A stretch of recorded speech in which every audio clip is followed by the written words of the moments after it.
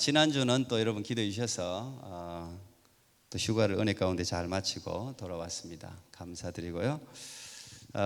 이어서 두 번 열정 회복 시리즈 말씀 전했는데 오늘 세 번째, 다음 주에 마무리하도록 하겠습니다. 치열한 삶이 열정을 일으킨다, 이렇게 한번 제목을 잡아봤습니다. 제가 이 열정 회복 시리즈를 하게 된 이유는 너무 간단합니다. 우리 교회 성도들의 삶이 열정으로 가득 차기를 바라는 마음, 그거 하나입니다. 그 열정이 있어야 즐겁잖아요. 일하는 것도 재밌고, 힘들게 일은 하지만 마음이 즐거워야 일할 맛이 나지 않습니까? 일도 힘든데 마음도 즐겁지 않으면 참 힘듭니다. 열정은 이제 그런 걸 상쇄시켜요. 열정이 있으면 힘은 좀 들어도 일하는 게 좀 어려워도 마음의 어떤 그 활력을 가질 수가 있어요. 그래서 열정이 필요한 거죠. 그런데 실제적으로 우리의 삶은 여러 가지 이유들을 핑계로 우리의 열정을 잃어버리고 있습니다. 그래서 제가 열정을 회복해야 되겠다, 이것만이 이 시대에 참 지루하고 단조롭고 재미없고 의미 없이 살아가는 인생에 활력을 줄 수 있겠다, 이렇게 생각을 한 거죠.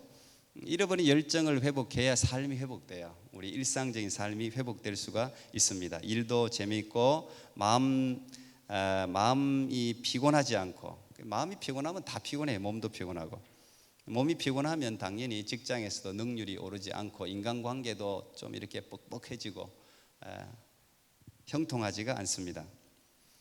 그건 과거나 현재나 앞으로 미래도 마찬가지일 거예요. 열정이라는 것은 어쨌든 삶을 윤택하게 활기 있게 하는데 아주 필수적인 조건입니다. 열정 없이 되는 건 없어요.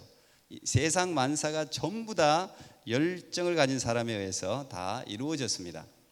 잘 여러분 보세요. 잘 되는 집안, 잘 되는 교회, 잘 되는 기업, 잘 되는 나라, 전부 가서 잘 되는 곳에 가보면 공통적으로 잘 되게 하는 사람이 있어요. 거기 안 되는 곳에 가보면 꼭 안 되게 하는 사람이 꼭 있어요. 가정이나 기업이나 나라나 교회나 다 마찬가지예요. 그래서 우리가 인사가 만사다, 이제 이런 이야기를 하지 않습니까? 제가 이제 매일 그 날짜에 따라서 이제 잠언을 이렇게 읽고 있는데 이 잠언이 참 기가 막힙니다. 여러분, 제가 꼭 권유해요. 1년에 12번 읽을 수 있습니다. 잠언 1장부터 31장까지 딱 되어 있으니까. 이 잠언이 31장까지 딱 구성되어 있는데 이 잠언 마지막 31장이 희한하게도 현숙한 여인 이야기하면서 마쳐요. 현숙한 여인 이야기로 마무리가 됩니다. 이 현숙한 여자 한 명이 집안에 들어오면은 집안을 다 살린다는 이야기를 1장 그 마지막 31장 전체에 걸쳐서 길게 설명하고 딱 끝을 내요. 이 잠언이 지혜의 책인데 여자 이야기를 하면서 끝이 낸다. 그또 남자들 마음속으로 이거 우리 부인이 현숙하지 않아서 이런 생각하면 안 돼요. 지혜로운 남자가 또 있어야 되는데, 그 중에 31장에 10절 보니까 누가 현숙한 여인을 찾아 얻겠느냐, 그의 값은 진주보다 더하다. 그 이유를 길게 쭉 설명해요. 오늘 나중에 꼭 읽어보세요. 그리고 이제 마지막 절입니다. 이게 잠언 31장 30절 31절 마지막 절인데, 고운 것도 거짓되고 아름다운 것도 헛되나 오직 여호와를 경외하는 여자는 칭찬을 받을 것이라. 그 손의 열매가 그에게로 돌아갈 것이요 그 행한 일로 말미암아 성문에서 칭찬을 받으리라. 이렇게 딱 끝을 내요. 왜 그럴까? 이 지혜의 책, 솔로몬의 영감 있는 지혜가 함축된 집약된 책 마지막이 이렇게 왜 끝을 낼까? 결국은 여자 한 명 때문에 집안도 살고 마을도 살아났다는 이야기지 않습니까? 이 잠언의 결론을 좀 과장되게 제가 말한다면 인사가 만사다, 이렇게 이야기할 수 있고, 이걸 좀 제가 풀어서 설명한다면 세상에서 가장 큰 지혜는 결국 사람을 잘 세우는 것이 지혜다, 이 말이에요. 사람만 잘 세우면 가정도 살고 기업도 살고 교회도 살고 나라도 산다는 거예요. 그게 지혜라는 거예요. 어떻게 보면 지혜의 총 결집판이라는 거예요. 여러분 주보를 한번 보십시오. 주보 맨 앞에요. 아래에 비전 스테이트먼트가 있습니다. 우리 같이 한번 읽어보겠습니다. 우리 또 새로 오신 분들도 계시니까 비전 스테이트먼트 같이요. 시작.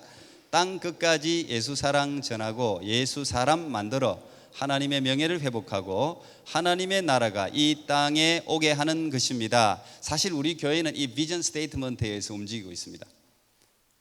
우리 교회가 결국 만들어내야 될 최종적인 사람은 예수 사람이에요. 물론 이 예수 사람에 대해서는 제가 많은 설명이 필요합니다만 어쨌든 이 세상에 예수의 사람을 세워놓는 것, 그게 하나님이 예수님이 하고자 하시는 일이었어요. 예수님이 가장 신경 쓴 일은 제자 12명 세우는 거였어요. 결국은 그 12명이 세상을 뒤집어 놨습니다. 그래서 이 잠언 31장 마지막도 이 현숙한 여인 이야기를 통해서 여인 한 명을 세우는 것, 그것이 지혜의 결집판, 최종판이 아닌가, 제가 이렇게 오늘 설교와 함께 한번 생각을 해봤습니다. 그만큼 이 참 사람 세우는 게 중요합니다. 여러분 자녀들 기르는 것도 그래서 중요한 거예요. 좋은 기업일수록 사원을 뽑는 게 까다롭습니다. 대기업들이 주로 그렇죠. 시험도 쳐야 되고 면접도 봐야 되고 이게 스펙도 있어야 되고 어쨌든 까다로워요. 왜 그럴까요? 좋은 인재가 이윤과 직결되기 때문에 그래요. 기업은 결국은 이윤을 창출하는 집단이잖아요. 이윤을 창출하지 못하면 그 인재는 필요 없는 거예요. 근데 사람을 잘 뽑아 놓으면 이윤이 막 창출되고 기업이 커지는 거죠. 그래서 사원 뽑는 데 신경을 쓰는 겁니다. 일본에서 살아있는 경영의 신으로 불리는 사람이 있는데 이나모리 가즈오이라는 사람이 있습니다. 경영을 좀 하신 분들은 들어봤을 겁니다. 이 사람 이름을. 씨 없는 수박 그러면 우장춘 박사 그러잖아요. 그 우장춘 박사의 넷째 사위입니다. 이 사람이. 이분이 이제 유명한 일화가 있죠. 이분이 은퇴하고 나이가 77세인가 그때 2010년도입니다. 그때 이 일본 항공 JAL이라는 일본 항공이 파산 위기를 맞았습니다. 그래서 일본 정부가 이게 일본의 항공기니까 이게 얼마나 중요합니까? 이 기업을 살리기 위해서 이 이나모리 가즈오이라는 분, 은퇴하신 분을 모시고 왔습니다. 회장으로 영입을 했습니다. 회장으로 영입해서 이 기업을 좀 살려주십시오. 이분이 그 일본 항공에 들어가서 완전 적자를 8개월 만에 흑자로 만들었습니다. 그리고 그 이후로 계속해서 흑자 여행사가 항공사가 되도록 만들어놨습니다. 물론 그 안에 여러 가지 이제 스토리가 있죠. 비정한 면도 있었고 가자마자 10,000명 이상 잘라냈으니까. 어쨌든 이분이 그렇게 경영의 신이라고 불리고 이분이 한 말들은 다 명언으로 지금도 굉장히 많이 회자되고 있습니다. 그래서 이분이 사람을 뽑을 때 세 가지 유형이 있다 그랬어요. 사람을 뽑을 때 굉장히 신중하게 뽑았던 사람입니다. 그만큼 사람이 중요하다는 게 세우는 게. 어떤 세 가지, 이게 이제 한문이긴 한데 자연성인 사람이 있고 가연성인 사람이 있고 불연성인 사람이 있다는 거예요. 연이라는 게 태운다는 뜻이잖아요. 자연성을 가진 사람은 타고난 열정으로 스스로를 불태우는 사람이에요. 스스로 자자잖아요. 스스로를 불태우는 사람. 가연성이라는 말은 옆에서 모티베이션, 동기부여만 되면 자기를 불태울 수 있는 사람. 가연성. 반면에 불연성은 아무리 옆에서 모티베이션을 주고 해도 움직이지 않는 사람, 열정이 타오르지 않는 사람, 이런 사람은 뽑으면 안 된다는 거예요. 회사에서 어떤 사람 뽑겠습니까? 자연성 인재를 뽑겠죠. 스스로를 불태우는 열정을 가진 사람. 그런 사람을 세워놓으면 다 그 부서에서 이윤을 창출하더라는 거예요. 그만큼 이제 열정이 굉장히 중요한데, 근데 이 자연성 인재를 어떻게 고르느냐? 아무리 뽑아도 제대로 100% 고르기는 힘들겠죠.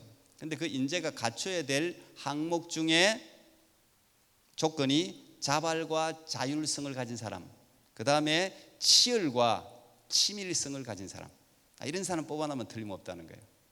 뭐든지 스스로 누가 시키고 어떻게 해라 그것만 하고 이런 사람이 아니라 스스로 뭔가 에너지를 가지고 자발적으로 능동적으로 일하는 사람, 그리고 일을 해도 덤성덤성하지 않고 치열하게 치밀하게 일해내는 사람, 이런 사람들을 뽑아놓으면 틀림없다는 거예요. 기업의 이윤이 막 창출되고 그냥 발전한다는 것이죠. 그 세상도 그래요. 사람을 세우는 게 그렇게 중요하고 그 사람 중에 열정을 가진 사람, 그 사람이 있으면 뭐든지 세운다는 거예요. 사실 과거, 여러분 여기도 이제 어르신들 또 해당될 텐데, 과거 1세대들은 치열한 삶을 살았습니다. 치열한 삶을 살지 않을 수가 없었어요. 한국이라든지 일본도 마찬가지고요, 미국도 마찬가지고 독일도 마찬가지고, 특별히 전쟁을 경험한 나라들, 전쟁 이후에 모든 삶은 다 치열했습니다. 왜? 생존에 치열했습니다. 치열하다는 말은 경쟁할 때 쓰는 말이거든요. 기업 간 경쟁이 치열하다 뭐 이런 건데, 치열할 수밖에 없었어요. 입에 풀칠하려면 무슨 일이라도 해야 됐어요. 특히 한국은 사람도 많고 막 뭐든지 경쟁이잖아요. 그러니까 치열하게 해야 어쨌든 그 분야에서 입에 풀칠이라도 하고 먹고 살았습니다. 기업들은 말할 거 없죠. 지금도 뭐 조금만 그냥 연구를 소홀히 하면 뭐 그냥 도태되는 게 지금 세상입니다. 우리가 이렇게 살아서 그렇지 막 전쟁입니다. 사실 무역 전쟁, 경제 전쟁 다 전쟁이에요 지금. 그러니까 전쟁이니까 치열하다는 단어가 맞는 거예요. 치열하게 살아야 되는 거예요. 과거 1세대들은 치열하게 살면서 그 안에서 눈물도 있었고 그 안에 웃음도 있었고 해악도 있었어요. 그게 사람 사는 세상이었습니다. 이 치열함 속에서 생명의 힘이 발동해. 희한해요. 치열함 속에서 서로가 생명을 전이시켜줘요. 서로 주는 거예요. 그걸 보면서 나도 치열하게 사는 거예요. 아플 여유가 없었습니다. 아프다 소리 할 그것도 안 됐어요. 외로울 생각 가질 여유도 없었어요. 우울하다는 생각 가질 여유 없었습니다. 어떻게 보면 그 치열함이 사회를 건강하게 만들었는지도 몰라요. 사람은요, 시간이 많고 돈이 많으면요 항상 엉뚱한 데 써요. 대체로 그래요. 대체로 정확한 목표가 없는 모든 사람들을 타락시키려면 고난을 주고 힘들게 해서 타락되는 게 아니고요, 돈을 주고 건강을 주고 시간을 주고 넉넉하게 해주면 사람은 다 타락해요. 그게 본성이에요. 그런데 이 치열함 때문에 오히려 사회가 건강해진 거예요. 원형어선에서 고기 한 마리를 잡아서 건강하게 여기 육지까지 데리고 오는 비결이 거기에 천적 물고기를 두면 건강해진다 그러잖아요. 그거 안 잡아 먹히기 위해서 막 바닥바닥 거리다가 육지까지 와서 건강해진다 그러잖아요. 참 현명한 방법이에요. 우리가 치열하게 사는 게 오히려 어떻게 보면 우리를 건강하게 만든다는 것이죠. 그 치열한 경쟁을 통해서 한국뿐만 아니라 전쟁 있었던 모든 나라들이 다 경제 대국이 됐잖아요. 생각해 보세요. 전쟁 있었던 모든 나라 다 경제 대국이 됐어요. 치열하게 살았기 때문에. 근데 요즘 사람들을 생각하면 치열함을 싫어하는 경향이 있어요. 특히 젊은이들은 더 그렇습니다. 요즘 젊은이들 사고는 어떻습니까? 아니 돈 좀 못 벌어도 돼. 나는 편안한 직장이 좋아. 아이 나는 뭐 치고받고 그냥 싸우기 싫어. 그냥 올라가는 거 싫어. 그냥 적당하게 살면 돼. 그게 요즘 젊은이들 사고방식이에요. 그걸 뭐 나쁘다고 말할 수는 없죠. 근데 이 치열함이 없어지니까 간절함이 없어져요. 뭘 하고 싶은 게 없어요. 치열함이 없으니까 열정이 사라져요. 그래서 요즘 젊은이들은 매가리가 없잖아요. 겉은 멀쩡해. 겉은 정말 잘생겼어요. 다. 예, 다 어디 모델 해도 돼. 우리 교회는 모델이 많이 없는 것 같긴 한데 하여튼 모델 해도 돼. 모델 다 예쁘고 잘나고 그래요. 다 핸섬 가이고 뭐 정말 그래요. 다. 근데 매가리가 없어요. 속이 비었어요. 그 치열이 없었어요. 목적 의식이 사라지고 삶에 대한 문제 의식이 없어져 버렸어요. 문제 의식이 없어요. 이 문제 의식을 통해서 사람은 치열하게 경쟁하면서 발전하거든요. 생각하는 기능을 상실해 버렸어요. 분명한 목표가 없죠. 그래서 변화를 싫어해요. 게을러요. 도전이라는 말이 점점 사라집니다. 문제는 치열함이 없어지면 더 여유를 갖게 되고 또 육체적으로 정신적으로 더 성숙하고 풍성하고 즐거워져야 하는데 현실은 그렇지 않다는 거예요. 그렇죠? 치열한 우리는 막 힘들고 어렵게 살아가지고 뭘 누릴 여유가 없었잖아요. 1세대들은. 그러면 지금 세대들은 이제 치열함이 없어졌으니까 좀 여유를 가지고 더 아름답고 건강하고 풍성하고 즐거운 삶을 살아야 되는데 아니란 말이에요. 보니까 아니더라는 거죠. 옷만 잘 입고 금만 그냥 채워졌지 속이 비더라는 거예요. 왜 그럴까요? 왜? 오히려 마음의 여유가 더 없어졌어요. 재미가 없어졌어요. 삶이 더 따분해요. 요즘 젊은이들이 더 따분하다는 소리를 많이 합니다. 제가 지적하고 싶은 것은 이건 결코 성경이 이야기하는 하나님이 말씀하시는 삶의 태도가 아니라는 것입니다. 오히려 이것은 제가 걱정하는 것은 사단의 전략이 아닐까요? 인간으로부터 열정을 상실하고 빼앗아가는 거, 이게 사단의 전략이에요. 인간이 열정을 가지고 일을 하기 시작하면요, 놀라운 일을 합니다. 여러분, 우주에 달나라에 우주로 뭘 쏘아 올리는 거 보세요. 인간의 지혜는 하나님을 닮았기 때문에 열정만 가지면 놀라운 일을 해요. 우리가 상상 이상의 일을 해낼 수 있는 게 인간이에요. 사단이 이걸 두려워하는 거예요. 그래서 모든 젊은이들을 전부 매가리 없이 만들어놔 버렸어요. 그냥 만족하게 살아, 치열하게 살 거 없어, 편하게 살아. 뭘 그렇게 사니? 그런 게 아닐까, 제가 이제 그런 걱정을 하는 것입니다. 삶은 더 여유로워졌는데 불안을 호소하는 사람은 더 많아졌어요. 그렇죠? 정신질환을 가진 사람은 더 많아져요. 불면증에 더 많이 시달립니다. 우울하고 외로움에 시달리는 사람들이 더 많아져요. 왜 그럴까요? 여유는 더 있는데. 예수님의 삶을 보면 예수님은 생명을 살리는 일에는 안식일에도 일하셨어요. 하나님은 일하시니 나도 일한다 그랬어요. 예수님의 삶을 생각하면서 여유롭게 편하게 그렇게 살았다고 우리 생각할 수는 없어요. 바울도 일하기 싫거든 먹지도 말라고 권면했습니다. 그렇다고 오해하지는 마십시오. 치열한 삶이 바쁜 삶을 의미하지는 않아요. 이건 다른 거예요. 바쁜 게 나쁜 거라면서요. 안식을 없애라는 말도 아닙니다. 근데 이 안식은 6일간 열심히 일한 사람에게만 의미가 있어요. 그리고 이 안식은 앞으로 6일간 일할 사람에게만 의미가 있어요. 일이 없는 사람에게 안식은 괴로움 그 자체입니다. 아무 일을 주지 않는 게 벌이에요. 오히려 무슨 말이냐, 하나님은 인간을 일하게 만들어놨단 말이에요. 하나님은 인간을 치열함 속에 살도록 창조하셨어요. 치열함 속에서 생명의 힘이 만들어지는 거예요. 치열하게 사는 사람은 깨어 있을 수밖에 없어요. 성경은 우리에게 늘 깨어 있으라 그러잖아요. 깨어 있으려면 치열하게 살아야 돼요. 그래야 깨어 있어요. 기업들이 늘 깨어 있잖아요. 상대방 기업이 뭘 만드는, 어떤 제품 만드는, 어디로 앞서가나, 우리가 뭘 해야 되나. 여러분, 이 정보 이게요 보통이 아닙니다. 이게 그냥 다 깨어 있잖아요. 깨어 있지 않으면 무조건 도태되는 거예요. 죽는 거예요. 마찬가지예요. 우리의 삶은 치열한 삶을 살아야 돼요. 깨어 있어야 돼요. 그래야 죽지 않습니다.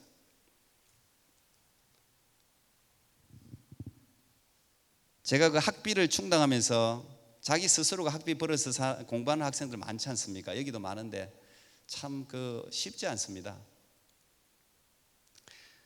근데 부모가 돈을 다 대주는 애보다 학비를 벌어서 공부하는 애들 공부를 더 열심히 해요. 참 이상하죠, 그것도. 그 인터뷰 학생이 이런 말을 했어요. 저는 지금의 치열함을 즐기고 싶어요. 여기서 치열함은 경쟁에 등 떠밀려 급박하게 달려야 하는 조급함을 말하는 것이 아니에요. 전 여행, 운동, 레저 활동도 중요하다고 생각해서 꾸준히 하고 있어요. 이런 활동들은 사람을 넓게 만들어 주잖아요. 제가 말하는 치열함은 어떤 것을 대할 때의 태도예요. 무엇을 한다 하더라도 지금과 같이 젊은 시절에만 느낄 수 있는 절박함과 치열함을 즐기며 현재를 대할 때 더 크게 성장하게 되는 것 같아요. 그 학생 그대로 제 인터뷰를 딴 거예요. 그렇습니다. 치열하게 살아가는 사람은요, 외도를 할 수가 없어요. 거의 외도는 치열하게 살지 않을 때 일어납니다. 다윗이 언제 외도했습니까? 언제 우리아의 아내 밧세바를 범했습니까?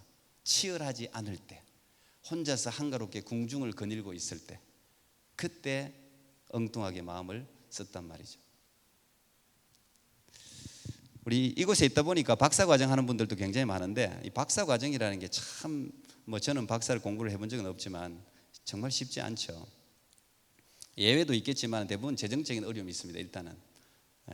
그리고 자녀 양육 어려움이 있어요. 대부분 박사과정 하는 사람들이 대부분 어린 자녀들이 있어요. 막 결혼해서 이제 공부를 하는 거예요. 그러다 보니까 어렵습니다. 애 키우랴, 공부하랴, 이게 상당히 어려워요. 그래서 이 박사과정을 다 마친 분들이 공통적으로 하는 말이 자기가 어떻게 박사 공부를 했는지 모르겠다 그래요. 박사과정 할 때가 가장 힘든 시기였고 또 박사과정 할 때가 동시에 가장 행복한 시기였다. 이런 이야기를 제가 종종 들었습니다.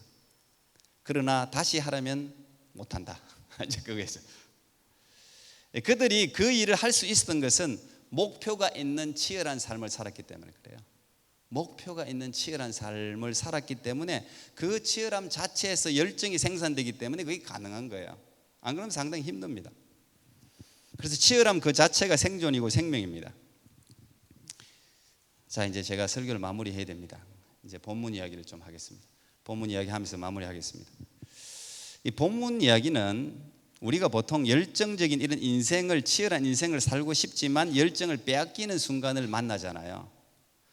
내 안에 열정을 잃어버리고 싶은 사람이 없잖아요. 그런데 열정을 어느 순간 잃어버려요. 여러 순간에 잃어버리는데 그 중에 하나가 자신이 가지고 있는 꿈이 벽에 부딪혔을 때 열정을 상실해요.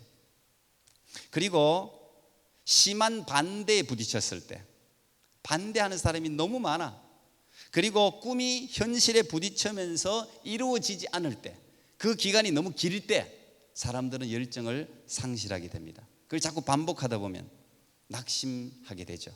낙심을 넘어서 절망하게 되고, 그러면 열정의 반대말은 낙심이에요. 그 열정을 잃어버려요. 하나님의 사람들은 특별히 낙심하게 되고 절망하게 되면 사람을 구원하고 예수 사람을 살리는 일을 손에서 놓아버려요. 그래서 사단이 자꾸 조작하는, 열정을 잃어버리도록. 오늘 이 에레미야가 바로 그 순간을 지금 맞이하고 있는 거죠. 에레미야는 탁월한 선지자입니다. 저는 에레미야서를 참 좋아합니다. 정말 에레미야서를 제가 자주 말씀드렸지만 제가 언제 한번 이 강의를 하긴 할 텐데, 이 에레미야를 읽으면 이 시대가 정확하게 진단이 됩니다. 근데 이 에레미야는 정말 어려울 때 참 불운한, 어떻게 보면 자기 나라가 망한다고 외치고 자기 나라가 망하는 것을 눈으로 보고 거기서 굶어 죽는 사람을 눈으로 보고 에레미야 애가까지 있잖아요. 슬픈 노래까지. 참 어떻게 보면 참 불행한 선지자입니다. 그런데 이 20장 전체를 읽어보면 에레미야가 낙심을 넘어서 좌절하고 있는 모습을 보게 돼요. 여러분 20장을 꼭 한번 읽어보세요.